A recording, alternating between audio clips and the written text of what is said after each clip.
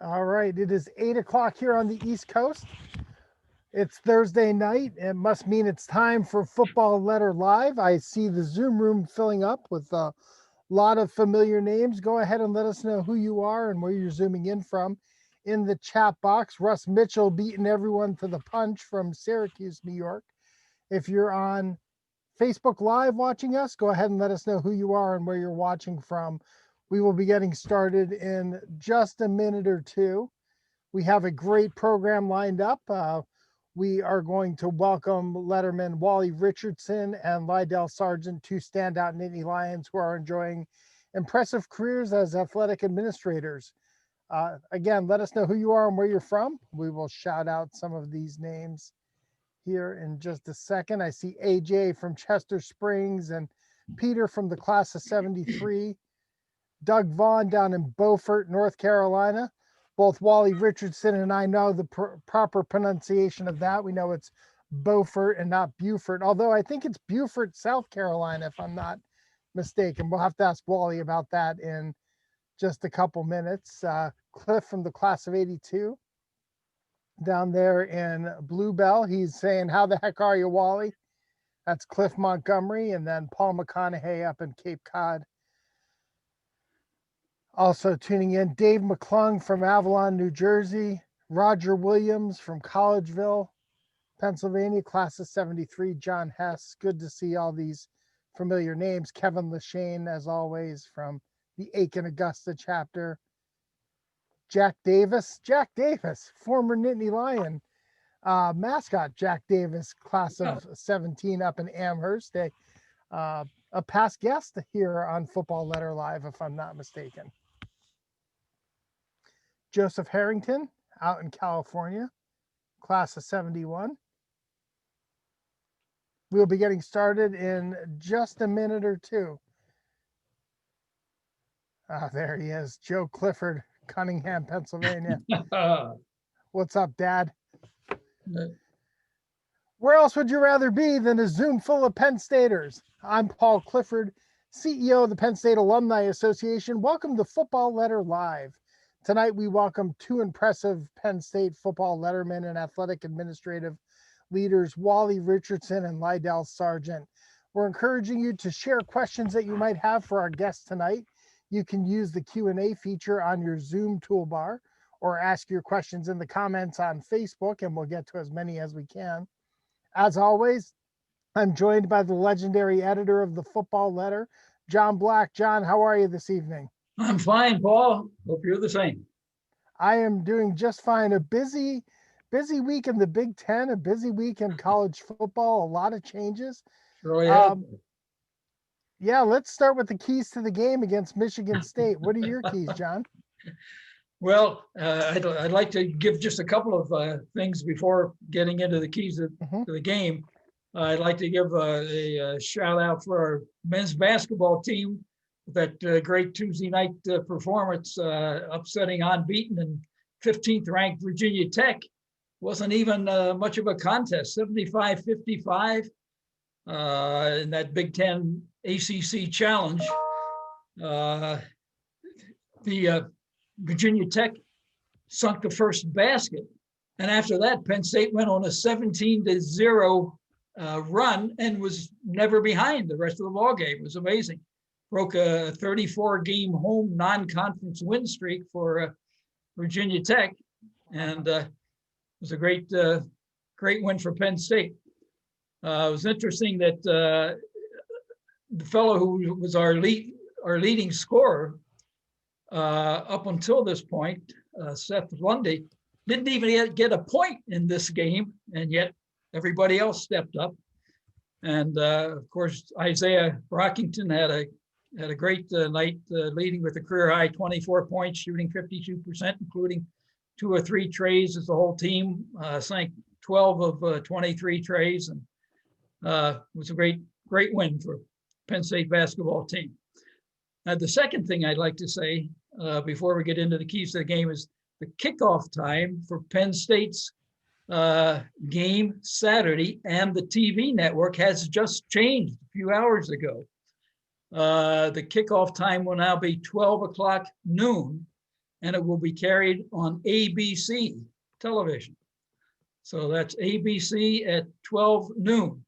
The Big Ten did some quick reshuffling, I guess, with the move of Ohio State into position for the getting into the Big Ten championship game next weekend, and a couple of other games that I think at least one other one that was canceled. So just make sure you know on Saturday, tune in at noontime to ABC Network.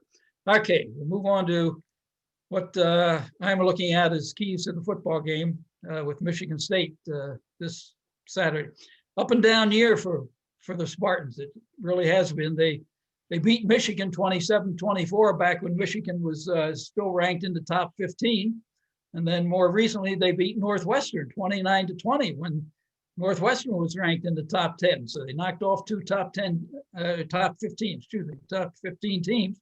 Of course, they lost 4 other games along the way, including last week's 52-17 beat down by number 4 Ohio State. Even though Michigan State defense had shown some bright spots in that game, they got 9 tackles for loss and 3 sacks.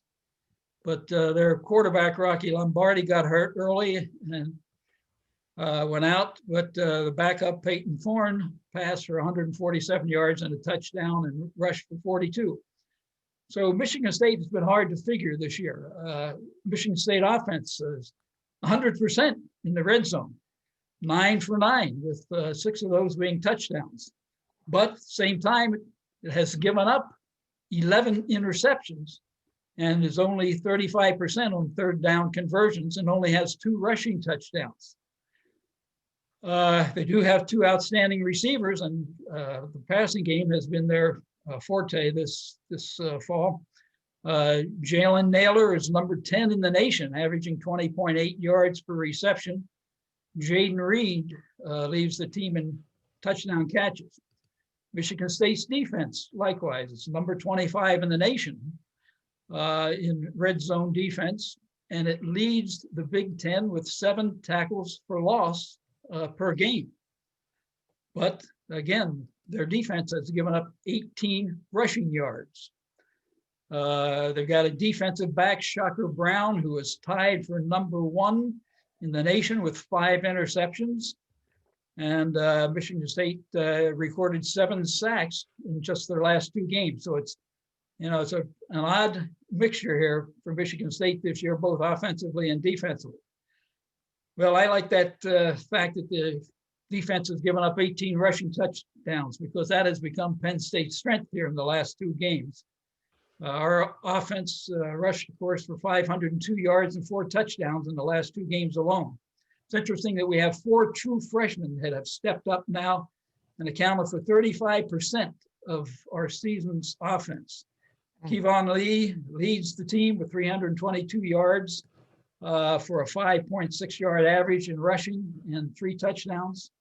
Parker Washington is second in receiving for our team right now with 31 catches for 378 yards and 4 touchdowns, while Keandre Lambert-Smith is third now with 11 receptions for 108 yards. And of course, Keziah Holmes has 142 yards rushing, as well as 4 catches. So those are the 4 true freshmen that are playing a big role right now. Penn State's defense ranks 17th nationally in allowing only 327.4 yards per game. And our pass defense is now number 2 in the Big Ten, allowing 191.7 yards per game. Even though they've been missing their senior leader, cornerback Tariq Castro-Fields, has missed the last 4 games. And in the last 2 games, Penn State only had 3 underclass cornerbacks to rotate against Michigan, and 4 of them last week against Rutgers.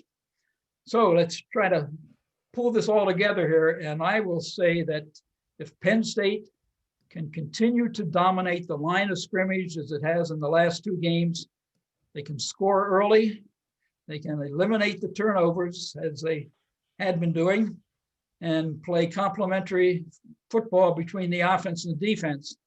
The Nittany Lions should tie the all-time series with Michigan State and keep that land-grant trophy right here in State College for another year. Thanks, John.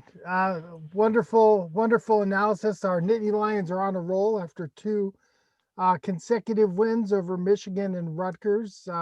I couldn't agree more. I think we have dominated the lines of scrimmage in both of those games, and Big especially in turnaround. the first half against Rutgers. I thought that we were completely dominant on both sides of the ball, right on the line of scrimmage, and ultimately that helped us to get out to a big lead and then coast to a second half victory. Right. I will point out, someone always posts here in the chat that we are undefeated in the second half. I don't think we were undefeated. I think that Rutgers might have outscored us in the second half this week, but nonetheless, we left Piscataway with a big victory, and we go into our last game against Michigan State, which is traditionally senior day, Yes. and the Alumni Association is once again a proud sponsor of senior day activities, and we will look forward to recognizing those seniors who will be moving on from the Nittany Lion program after stellar careers here on the gridiron. You can see more information about those seniors who are graduating on the Alumni Association social media channels and on Penn State football's social media channels. I think there are about a dozen of them. A dozen. Okay. Yeah. John, I too was impressed with our basketball victory. To go on the road, a top 15 Virginia Tech team, and really we were down, like you said, 3-0. Got an early lead and really never looked back. I mean, it was complete domination, and really where the basketball team left off last year, as we were headed into what was most assuredly an NCAA bid and possibly a run into a couple of the higher rounds there in the NCAA tournament. So good things on the basketball court as well. They like to run and gun. They do. I am a little concerned, right? I mean, we shoot the three a lot, so we're going to live by the three and die by the three. Yeah. Right. No, we don't have enough big men, so we got to do it with all those perimeter guys. Absolutely. Absolutely. Well, hey, we have two great guests. Let's get to our first one tonight. We're going to welcome Wally Richardson.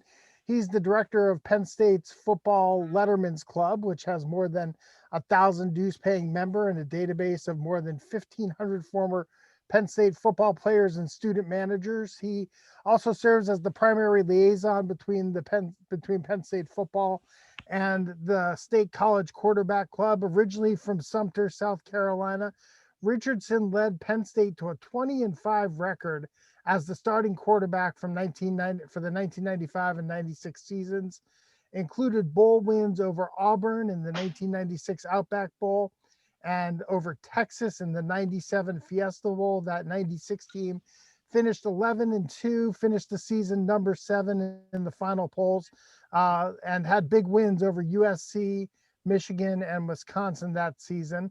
Wally is graduated holding several Penn State records, one of which didn't fall until 2012 when Matt McGloin completed 35 passes against Northwestern to break Richardson's mark of 33 against Wisconsin in 95. And his 193 completions in 1995 still ranks number 6 in school history. His 355 attempts that season are the 5th highest. Thanks for joining us, Wally. How are you tonight? I'm well, Paul. Thank you guys for having me this evening. So Sumter, South Carolina. First of all, let's clear up from the very beginning. It's Beaufort. Beaufort, North Carolina, and Beaufort, South Carolina, right? Correct. Yep. Beaufort, South Carolina. Yep. That's correct. Spelled the exact same way, though. I'm not surprised at all. Wally, from Sumter, South Carolina, how did you become a Penn State Nittany Lion? That's an interesting story, how things shook out in the recruiting process. Being that I grew up about 45 minutes away from the University of South Carolina, I had dreams, aspirations of going to school out of state to play football. So I kind of knew that I wanted to go to school out of state. I just didn't think it would be as far as State College, Pennsylvania. That's the way things shook out. If I had my druthers, I would have went to school someplace in Florida, but that didn't happen. And it's a funny story because, like I said, I grew up 45 minutes away from Columbia and the South Carolina Gamecocks. And one of my same quarterback class, Steve Tannehill, grew up in Altoona, Pennsylvania, 45 minutes away from State College. He came down to South Carolina, and I went up there to Penn State. So it was basically a direct switch. And we probably spent a lot of money on several universities' dime to figure out where we went to school. But that's funny how it all shook out in the end. Yeah. Well, we're glad we got you, Wally. Well, thank you, John. Good trade. All right. You're playing high school football in South Carolina. Tell us just what this transition process was for you, leaving your family like you did. And interestingly enough, Paul talked about your starting for us for 2 years, 95 and 96, but you actually started a game or two as a true freshman in 92, and you got thrown into the fire right away your very first game here because of some injuries to what we thought was a very full quarterback room up to that point. Right. But, you want to talk about that? It was interesting. My first fall here as a freshman, I came in here. I didn't really have any preconceived notions of coming in here and playing my freshman year. Right. The situation warranted that happening, and I actually got pressed into action the Cincinnati game, which was our opener. Right. We had beat them 81-0 at Beaver Stadium the year before, and then we go to Neifert Stadium. It's a night game. Yep. It's raining out there. It's on a artificial turf field. I'd never played on artificial turf. Yep. So I was very apprehensive about that, and I thought I was just going on the bus trip to get some experience with traveling with the team. Right. And I think it was the first series. John Sacker started the game for us. He went down, busted his shoulder up. Yeah. And Matt Nardolillo was a fifth-year senior who I thought would be the next guy up. Kerry had a broken finger. He wasn't available for the game. Nardo was a fifth-year senior, and they passed him up. He hadn't planned to come back until Joe coached him into doing so, and then he got injured. Right.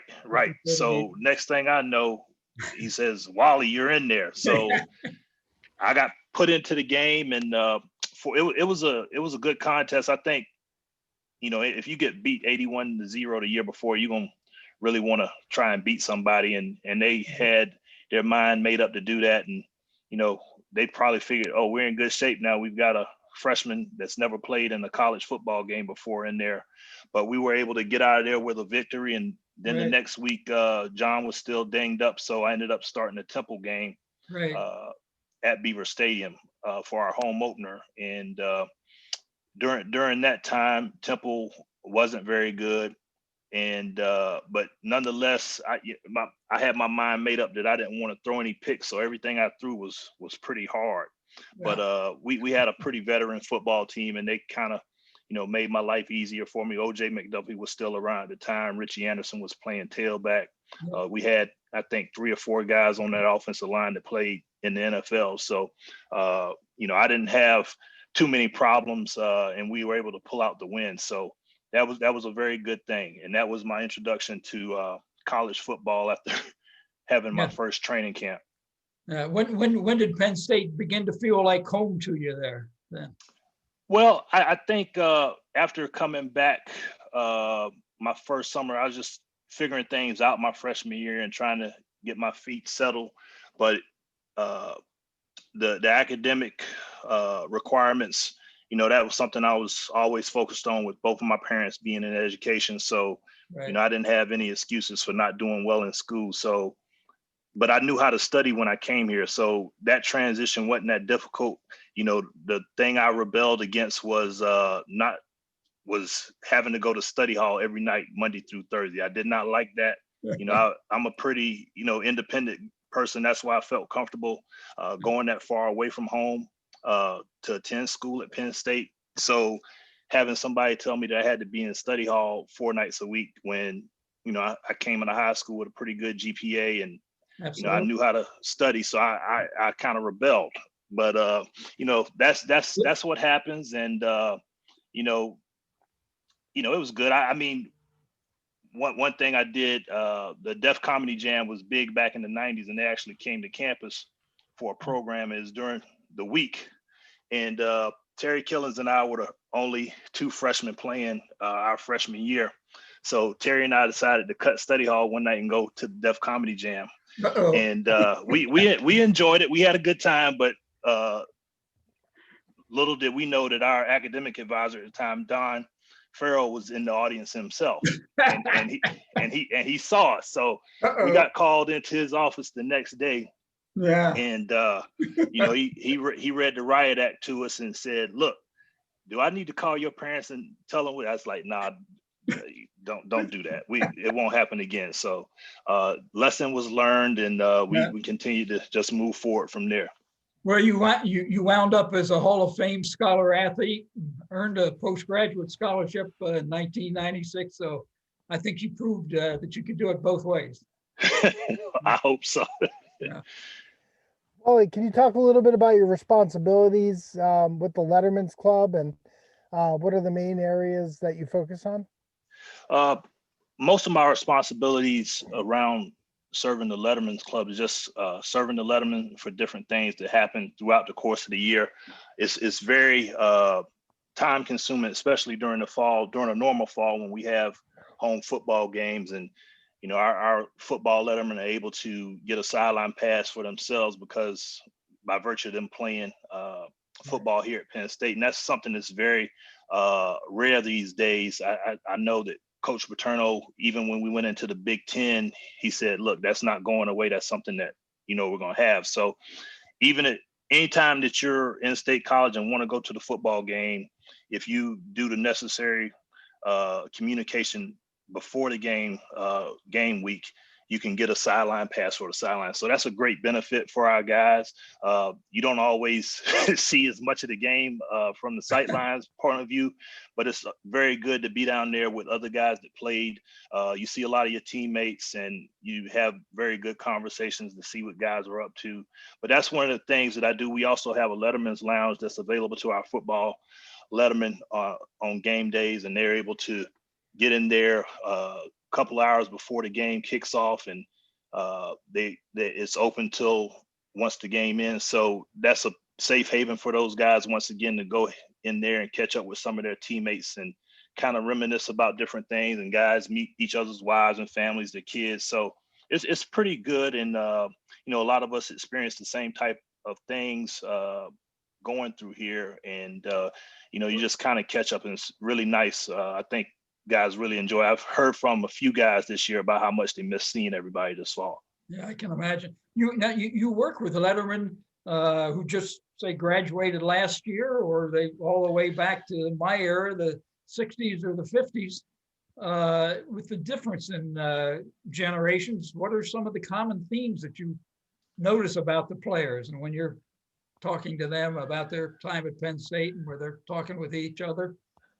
Well, I think some of the common themes are just the responsibility that you feel putting on the Penn State uniform, all the players that have come before you, and you want to do your part to keep things going in the right direction, have success on and off the field. And, that's one of the big things why I decided to come to school here, because I felt like the guys that were on the team were serious, believed in taking care of their business, and we're going to do some positive things. When they got done playing football, we were going to have a chance to compete for national championships.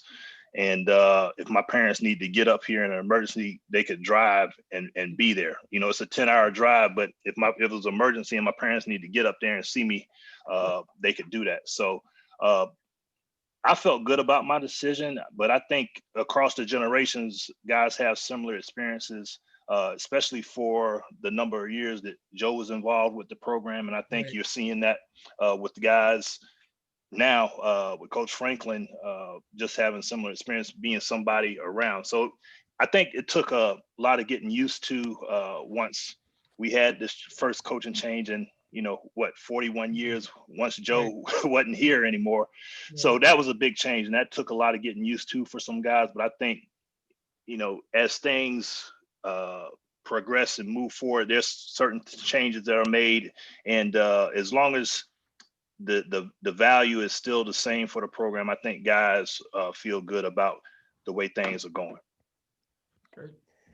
Let's talk a little bit about your time on the field. That 95 and 96 are some of the most underrated teams in Penn State football history, especially that 96 team, 11-2, the Fiesta Bowl win over Texas. What stands out about those years?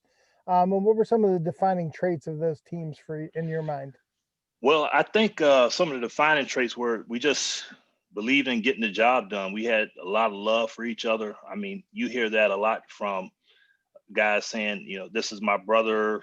You hear that all the time. It's like a big buzzword in family. That's a buzzword around here. But we really believed in one another and cared about one another. We looked out for one another, and we didn't want to disappoint one another. So when it was time to work, we always did what we need to do.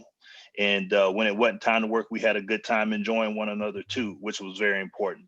So I think just because we had that type of work ethic, we knew how to work. And like I said, we just didn't want to be the guys to have our success go down under our watch. And I think when my class left, we were the winningest class in Penn State football history. So, you know, our class wasn't ranked top 5 recruiting class when we came in. But I think from the time we stepped on campus to the time we left, we did what we were supposed to do, and can be very proud of our time at Penn State. Absolutely. There's some great names that you played with during that time at Penn State history. Our current coach, James Franklin, talks a lot about wanting to have an atmosphere where former players return to the program anytime that they want, working out here in the summer. How much does that help that we've got a head coach now who recognizes the importance of having this connection between current and former players? I think that's very important. I can say that, when Coach Paterno was around, because he was here for so long, he knew guys' fathers, their sons came here and played. Right. So it was a lot of familiarity, not just with Coach Paterno, but with a lot of the assistant coaches, because a lot of them were on staff 15, 20 years. So it was really a down home feel. You could walk in the building, what are you doing, you clown? What are you doing back here? Teasing.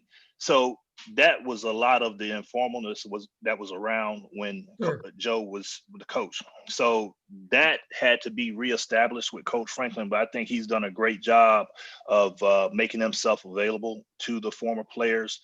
And I know that a lot of guys, when they meet him and the staff, they feel really good about what these guys, who they are as people, and the job that they're doing as football coaches and steadying the ship for the football program.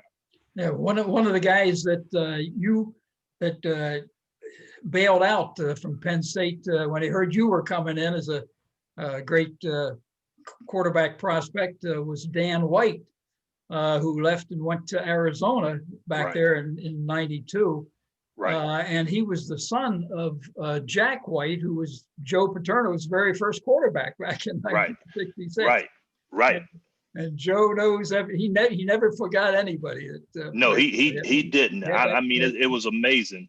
Yeah. And I've had the opportunity to meet Jack White. He's a really good guy. He actually came for a game with his wife last fall, so that was my first time getting a chance to meet him. But you always talk about the 6 degrees of separation. Dan, his son Dan transferred to Arizona, right? And one of my teammates from high school actually played with Dan at the University of Arizona, so they were along the same time period there. So pretty small he had world. A career out there, which is great. That's fun. Right.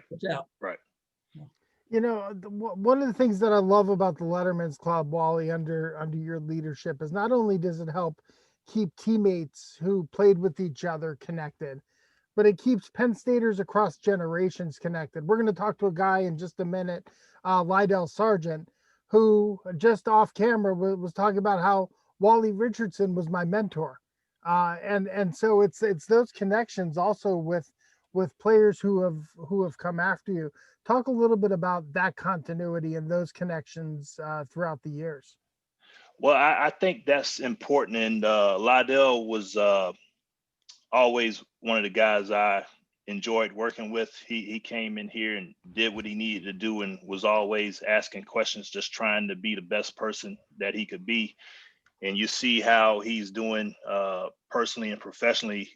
You see how things are paying off for him. So I'm very proud of what he's accomplished so far, and I'm looking for him to continue that.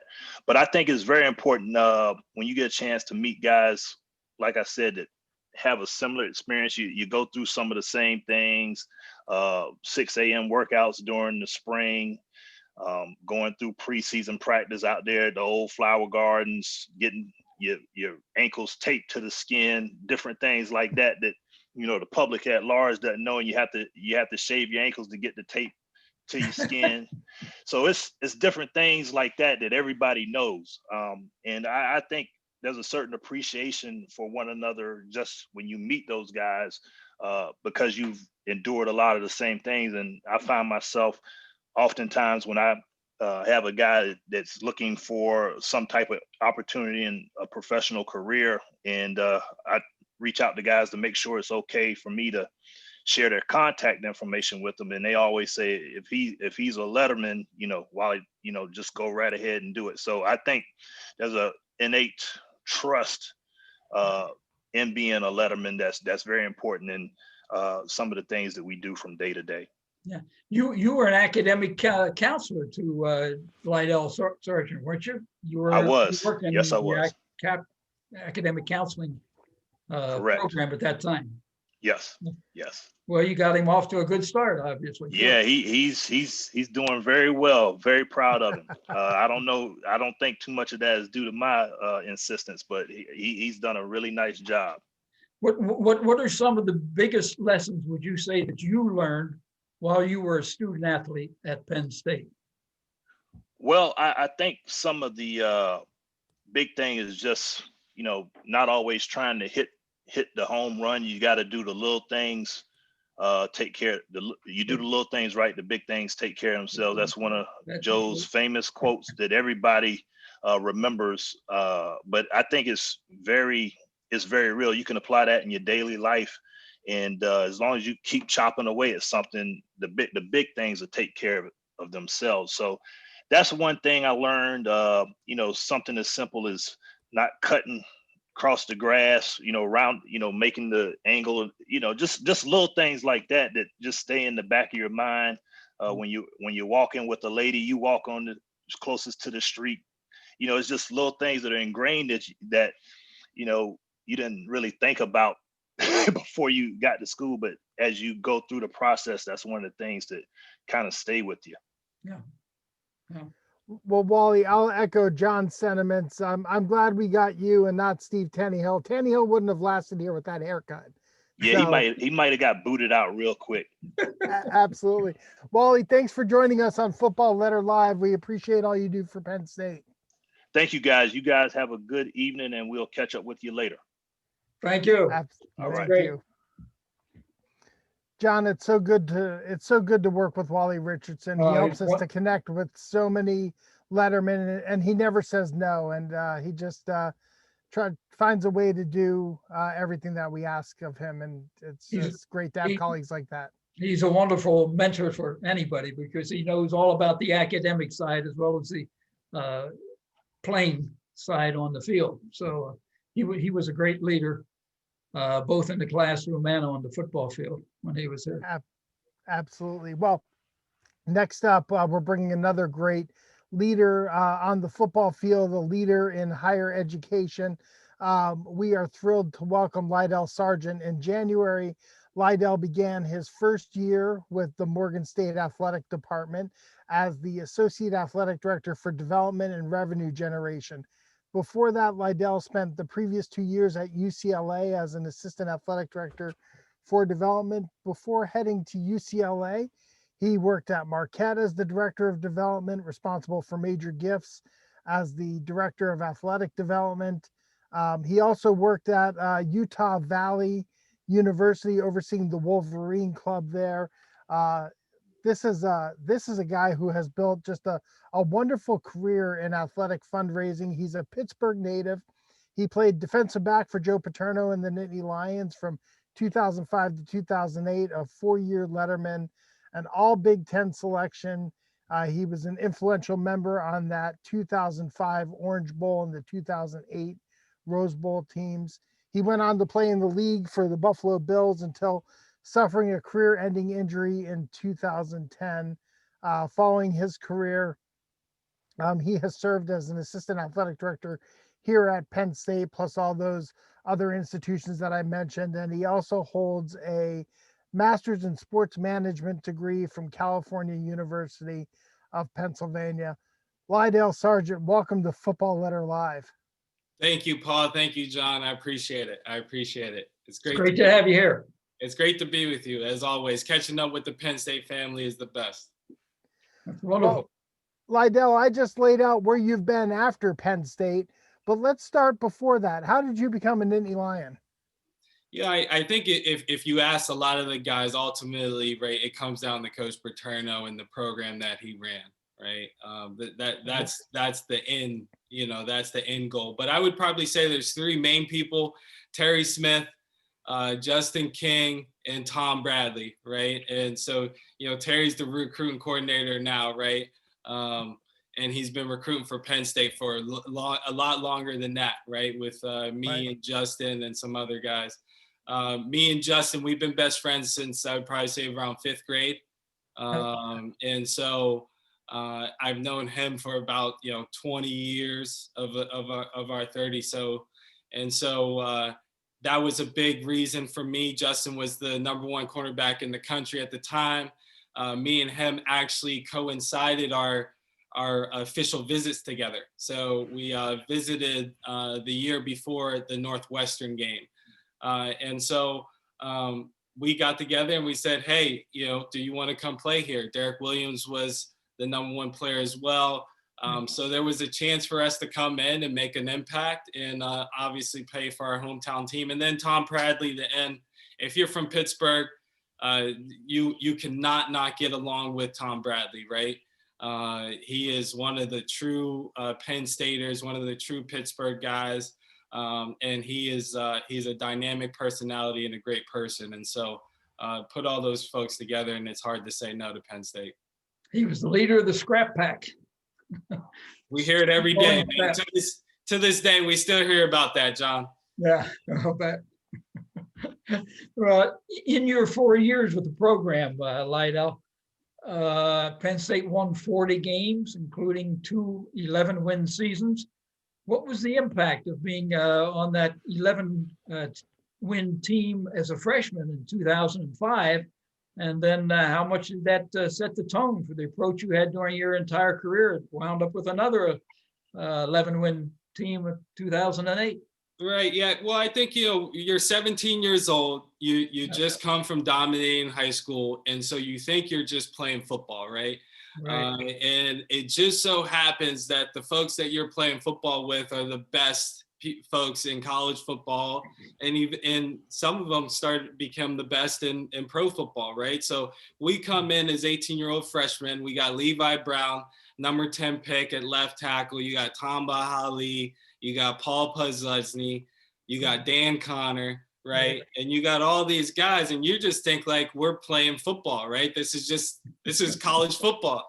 And so I think that set the level of what we thought how the game should be played, right? And so if you learn how the speed that's played and the intelligence that you need to win games, that's never going to get away from you. So we had the chance to see that early on as 18-year-old freshman, right? Put Sean Lee in there.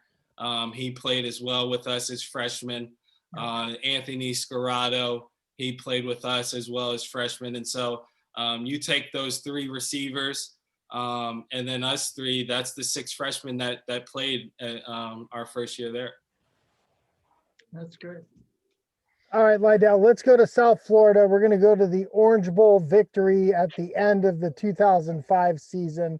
Memorable for a lot of reasons, right? 2 iconic coaches slugging it out into triple overtime.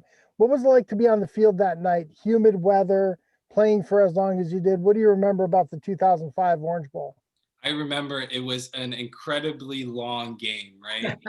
And this is all your first year playing college football. So this is the only thing you know, right? And so Right. you're playing against that Florida State team that had, 4 Pro Bowlers on that team and all those guys I mentioned on our squad. And so you're really just out there playing. It was a very, very long night. I do remember that. I know, towards the end, it was literally like whatever happens, happens, right? And you just want to, hope that you win the game, but know that you put as much as you could into it, and the ball will fall wherever it lands. Well, it certainly was a long night. It was way past Joe Paterno's bedtime, he said, until he got out of that game there in the wee hours of the morning. He wasn't used to that sort of thing. I mean, that's what Coach would say, but he'd be watching film at 2 a.m. Ask Sue how much sleep he got. Yeah. Well, let's go on now to 2008, when the team won the program's third Big Ten title. What stands out to you about that team, and why was that team able to be so successful? I think one is just talent, right? You take that team and you got Sean Lee, right? You got Navarro Bowman, you got Jared Odrick, you got Dion Butler, you got Rich Ornberger, you got A.Q. Shipley, right? Who won the Remington, was for the best center in college football. So it's the comparable, right? You look at the 05 team, the 09 team, it's very comparable in regards to the talent. And then when you get up there and you realize, right, every day you're competing against each other. Right. So every day those, AQ's going against Jared's going against AQ, you got Aaron Maben, you got Navarro Bowman, you got those guys, right? I was going against Dion Butler, Jordan Norwood, Derek Williams. So you do that every day. There's a level of expertise that you start to develop there. Right. And so you look at those two squads, our talent was there. Obviously leadership plays a big part. We were all seniors at that time. A lot of us were, and you got to remember, we also didn't have Sean out there because Sean had got hurt, Sean Lee, right? So, I mean, you had Sean Lee to that team with Navarro Bowman and all those D linemen, and then us on the back end. It's incredible how good that team was, and we were still top 5 in the nation. Right. And you think about some of those names that you just mentioned. Sean Lee, one of the best linebackers in the NFL still today. Navarro Bowman, before his injury, was the best linebacker in the NFL. A.Q. Shipley, just his career just ended, but after a long career in the NFL, I mean, there's certainly a lot of talent. But we didn't. Pittsburgh boys, don't forget, we're all Pittsburgh boys, right? AQ was my host. When I was when we came on our visit, me and Sean Lee, we've known each other since 5th grade, right? We played on the same AAU team, so our families have known each other for 20 plus years. That's Paul is a Pittsburgh boy, right? And so you tap into the 412, and only success is going to happen, right? Well, we're speaking of Pittsburgh. I'm getting a message here right now from the Pittsburgh Steelers, Tom Bradley. I wrote to him, talking with Lydell Sargeant. He loves you. He wrote back, he's one of the greatest people to play in our program. Will be the next athletic director at Penn State. So getting some love from Scrap out of Pittsburgh. Hey, listen, you take it with a grain of salt. Scrap's on a high chair over there, right? They've only lost 1 game in the NFL, and he's leading the secondary. Great. I mean, he's one of my mentors. Me and him were actually at UCLA together. So he was part of the reason why he was the defensive backs coach there and the D coordinator. And so he was one of the reasons as well that I got connected with UCLA. He's been a mentor of mine he's been recruiting me since I was 16 years old, right? And so, but that's great. Lydell, I bring up the 2008 season. A mid-season, 2 top 10 teams, Penn State, Ohio State, playing in a slugfest. We don't get to go to the Rose Bowl unless you make a big play in that game on the goal line. We end up winning the game 13-6. I think we actually have some video of that play that we're going to bring up. Bring us through this play that you make here against Ohio State. Well, I mean, if you look at the D line, right? You look at Aaron Maben gets the rush on him, right? You talk about the guys we're talking about. Aaron Maven, top 10 pick, right? Gets the rush on him. He has to skirt, right? So none of this happens without those guys up front. He's got Jared Odrick there. Then you take Navarro Bowman. And so for me, it's just about making a play, right? Coach always said, and he was serious, do you want your name in the paper? Right. And it's an aspect of like, whenever you have a chance to make big plays and you want to get your name in the paper, you better make it. Right. And I think that was the mentality that we all played with that year. And so it's just making the play. But look, right, you got Navarro there, you got Anthony Escarado there, right? You got some big time dudes there. So our team was really, really good. I had a chance to make some big time, right? Deion Butler. So it's like I just had a chance to make some plays that season, and had the guys in front of me that were become Pro Bowl guys, right? And you did your part too. Yeah. Lydell, what was it like to play for Joe Paterno, and what were some of the lessons you learned while playing under him? I mean, I don't think anybody who played under Joe Paterno would say that their lives would not be drastically different if it was not for him, right? And being in athletic administration, I've had a chance to see that firsthand. You know, when coach would come, we have a team meeting every day. You have a team meeting, right? And the coach comes and he's going to say his whole 5-minute spill and then talk about practice. Right. And every day at that team meeting, Joe, the first thing he did was give us some type of quote. Right. And so you think you're talking, over 4 years, you're talking, 1,400 days, 1,200 days of this guy giving you these quotes. And eventually, right, the older you get, the more things you can actually start to implement those things. Right. And so I would say, he's the most successful college coach in Division I history.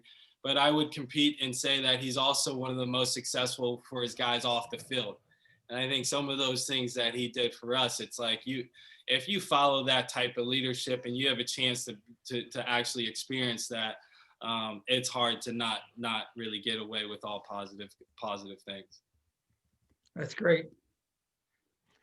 You're a standout athletic administrator. Your career has already taken you all across the entire country, as I mentioned. But at what point did you know that you wanted to work in athletics, and how much did your time at Penn State influence that decision? I mean, Fran Ganner. So Fran Ganner, you start to talk about, right? Wally talked about the Lettermen's Club. These are all Lettermen, right? Tom Bradley, Fran Ganner. Fran Ganner, I had the opportunity, and that was the assistant AD role. I had the chance to intern under Franny to get my degree. It was one of my internships. And so I got a chance to work under Franny. And at the time, Fran Ganner was the senior associate athletic director over football at Penn State. And this was before, college football blew up to what it is now, right? Where it was a third of what the budget was compared to now. And so it was a very a great experience, very hands-on experience that I got to do. And Fran has also helped me and mentored me throughout my career in that process of administration. And so that's really what introduced me to administration, and to be able to, guide these kids and also implement the things that are really going to drive their experience on campus. It's an unbelievable opportunity.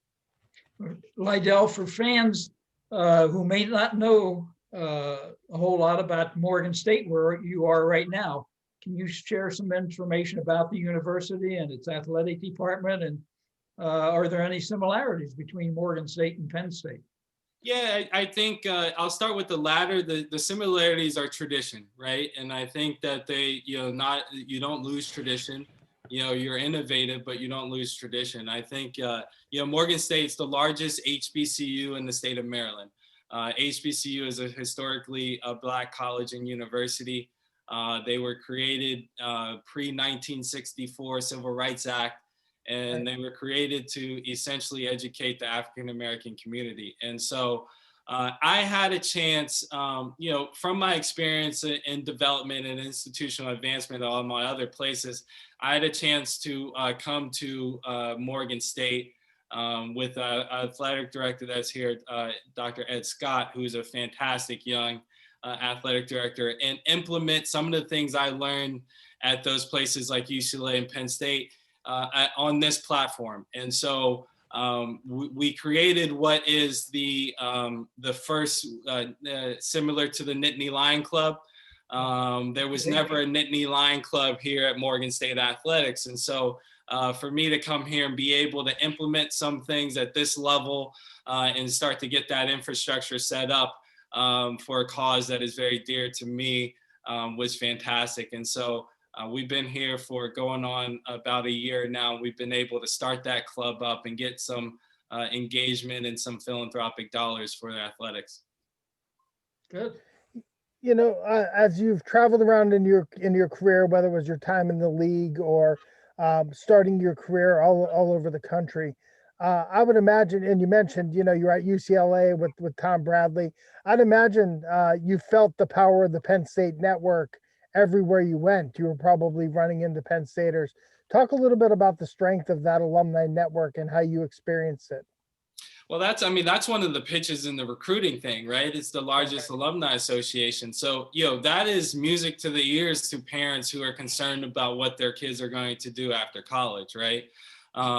Everywhere my wife and my sister graduated from Penn State. She's a year younger than I am.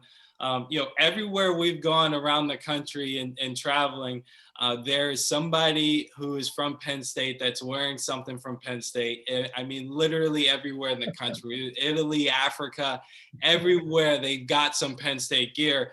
And that is the power of Penn State. And I think that it's a dynamic institution that really, really blends academic achievement with a social aspect, a diversity aspect that I think is unique. And so you can see that power out, you know, anywhere in the world, honestly. And so I'm very grateful for that. Well, as you know, Lydell, you've been sharing this program with your buddy Wally Richardson, director of the Lettermen's Club, and you served on the board of the Lettermen's Club here previously. So from that perspective, how do you see the importance of the Lettermen's Club, especially for a university like Penn State with such a rich tradition in football? It's unlike anything else in the country. And I'll say that having been in the NFL locker room and talking to those guys, as well as being in college athletics, I mean, we've built truly a really unique group with our Lettermen's Club. We have internship placement. We have mentorship with guys who are currently on the team, right? And so we're building that. That infrastructure has been set up for us to stay together as teammates, to get together as former football players, and to be able to support Penn State football. And those things have been unbelievable, beneficial for everybody that's ever played football at Penn State. And the Lettermen's Club under Wally has only expanded the role. Fran Ganner was the one who was running it prior to Wally, and he gave the ranks to Wally, and Wally's just absolutely, you know, just crushed it. And so we're very grateful that Wally's the director of that, and to have a former Penn Stater who's been in the NFL and also, you know, he's worked at the University of Georgia as an athletic administrator, so he's got experience, right? To have somebody like that running that is you know, that's what the Lettermen's Club is. And so we look forward to continuing the tradition that Coach wanted us to set. Great. Excellent. Lydell, you're building a great career in higher education and athletic administration. What are some of your career goals over the next few years? I mean, you know, one thing Coach always said, it's just really just work hard and everything else will take care of itself, right? I think, you know, for me, I think if I continue to work hard and be able to impact the student athletes and the experience the way I can, you know, I will be an athletic director in Division I. And so, you know, I just look forward to continue to take advantage of the current opportunities I have and working hard towards those. And in the future, being able to sit in that chair and make decisions. Great. Excellent. Well, Lydell, we appreciate you being on Football Letter Live. Your life and your career has certainly swelled thy fame of dear old state, and for that we're truly grateful. Thank you, Paul. Thank you, John. We appreciate all you do for us. Thank you. We are Penn State. Take care, Lydell.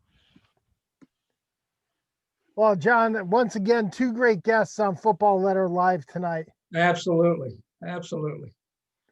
John, we got a question here from Roger Williams coming in. He wants to know, will the team vote to go to a possible bowl game or just go home to family? What are your thoughts on that? Oh, I think the team would be very,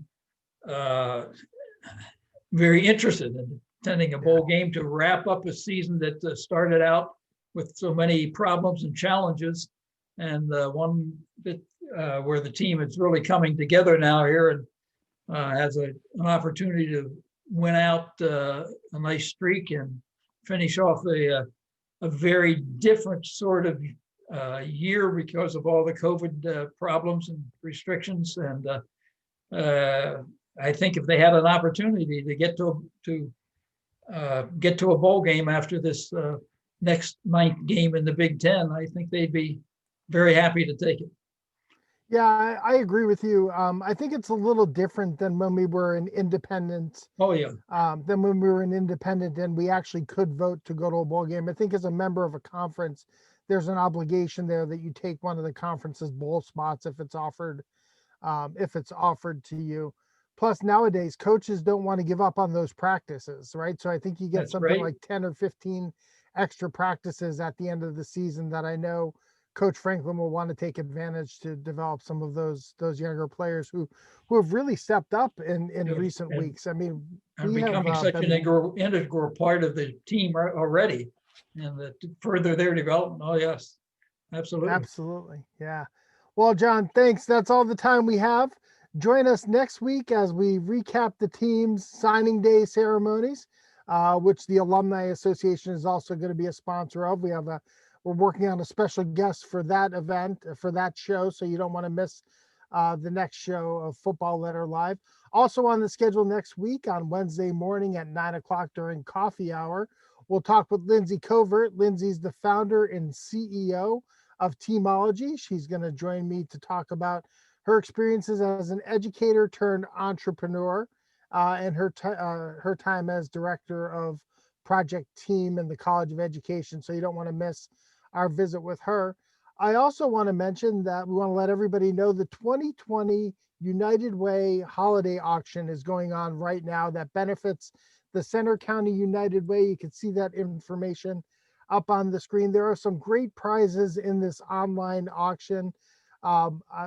If we have the link, we will put that in the chat so that you can click on that and take a look at all of the items that are there in the holiday auction. Again, all of the proceeds go to support Center County United Way. If you're a member of the Penn State Alumni Association, thank you so much for your support. If you're not, go to our website today at alumni.psu.edu, and you too can become a member of the world's largest alumni association. Thank you to everybody. John, thank you again for all you do for the university, for the glory, and for the future. We are Penn State.